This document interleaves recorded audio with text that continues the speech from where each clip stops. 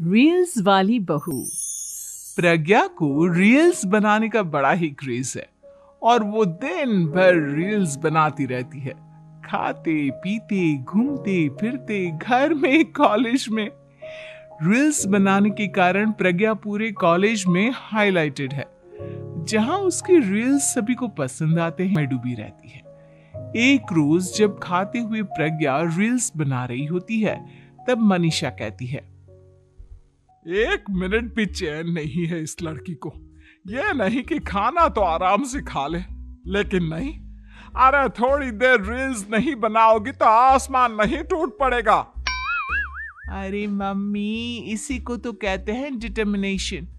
तुम नहीं समझोगे ये सब। भगवान, इस लड़की को सद्बुद्धि दे। जब देखो तब टेढ़ा बाका मुंह बनाती रहती है। मनीषा की बात का प्रज्ञा पर जरा भी असर नहीं होता और वो खाते खाते रील्स बनाती रहती है। दिन बीतने लगते हैं और देखते देखते प्रज्ञा का कॉलेज भी खत्म हो जाता है। आए दिन कोई ना कोई मनीषा को प्रज्ञा की शादी करवाने का सुझाव दी जाता है। सब ठीक ही कहते हैं, प्रज्ञा की शादी कर देनी चाहिए। अपने घर के कामकाज में व्यस्त हो जाएगी तो खुद ही ये रील्स और नाच गाना बंद हो जाएगा।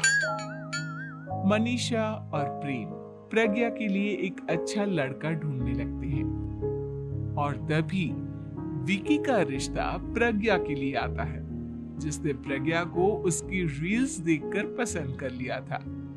अगले दिन विकी अपने माता पिता के साथ प्रज्ञा के घर पहुंच जाता है और प्रज्ञा साड़ी पहने हाथों में चाय की ट्रे लिए उनके सामने आती है। जब विकी को पसंद है तो हमें भी बहू पसंद है। बहन जी, आप बारात की तैयारी कीजिए। एक बार लड़का लड़की अकेले में बात कर ले तो अच्छा रहेगा। हाँ हाँ, क्यों नहीं। मनीषा विकी को प्रज्ञा के कमरे में भेजती है, जहां प्रज्ञा पहले से ही रील्स बना रही होती है। तभी विकी कहता है, आ गए आपके साजन जी।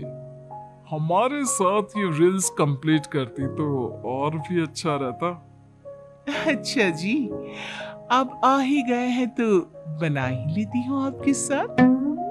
दोनों मिलकर रील्स बनाते हैं। जब वी मीट और तुरंत पोस्ट भी कर देते हैं। फिर विकी कहता है, जब आप साड़ी में चाय लेकर आए तब मुझे लगा कि कहीं मैं गलत घर में तो नहीं आ गया। अब सही है। दोनों की शादी पक्की हो जाती है और शादी के दिन भी प्रज्ञा रील्स बनाने से चूकती नहीं। यहाँ तक कि बारात के समय भी नाचते हुए रील्स बनाती है। सभी लोग प्रज्ञा की तारीफ के पुल बांध देते हैं और प्रज्ञा नाचती गाती अपने ससुराल चली जाती है। सब कुछ अच्छा चल रहा होता है। प्रज्ञा यहाँ भी दिन भर हर चीज की रील्स बनाती रहती है। लेकिन कुछ दिनों के बाद जब सुनीता कहती है, बहू, ये रील्स के साथ साथ कुछ काम भी कर लिया करो। वैसे तुझे और क्या क्या बनाना आता है? मम्मी जी, वैसे तो सब कहते हैं कि मैं सब कुछ अच्छा बनाती हूँ, लेकिन मुझे लगता है कि मैं मैगी अच्छा बना लेती हूँ। हाँ, कॉफी भी अच्छा बना लेती हूँ और मुंह तो सबसे अच्छा बना लेती हूँ। हैं? अच्छा अच्छा। सुनीता अपना माथा पकड़ लेती है और कहती है, बहू, कुछ खाना बनाना भी सीख लेती। मम्मी जी, मैं लंबी प्लानिंग कर रही हूँ। जल्दी ही मैं इतनी फेमस हो जाऊंगी कि मुझे पैसे मिलने लगेंगे। हम दोनों सास बहू राज करेंगे, राज। नौकर काम करेंगी और लोगों की तो लाइन लगेगी हमसे मिलने के लिए। तेरा दिमाग खराब हो गया है क्या बहू?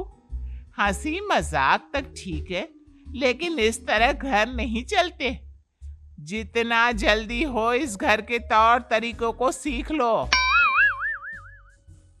प्रज्ञा मुंह घुमाकर चली जाती है और तुरंत उसी वक्त एक रील बनाती है। ये देख सुनीता का गुस्सा 7वें आसमान पर चला जाता है और विक्की के घर आती ही सुनीता उसे सब कुछ बताती है। विक्की भी अब प्रज्ञा की इन हरकतों से परेशान हो जाता है। तुम टेंशन मत लो मम्मा, मैं देख लूंगा। विक्की कमरे में जाता है तो देखता है कि प्रज्ञा रील्स बना रही है। विक्की बड़े ही प्यार से प्रज्ञा से कहता है, प्रज्ञा, इन सब के लिए मैं तुम्हें मना नहीं कर रहा हूं, लेकिन फिर भी हर वक्त तो ये अच्छा नहीं लगता ना। समझने की कोशिश करो, मुझे भी तुम्हारा थोड़ा वक्त चाहिए। मैं जब ऑफिस से आता हूँ तुम मुझे समय देने की जगह इसी में लगे रहते हो। तुम ज्यादा ही सोच रहे हो। तुम भी मेरे साथ रील्स बनाओ ना, तुम्हें भी बहुत अच्छा लगेगा। तुम्हें इज्जत से कोई बात समझ में नहीं आती क्या?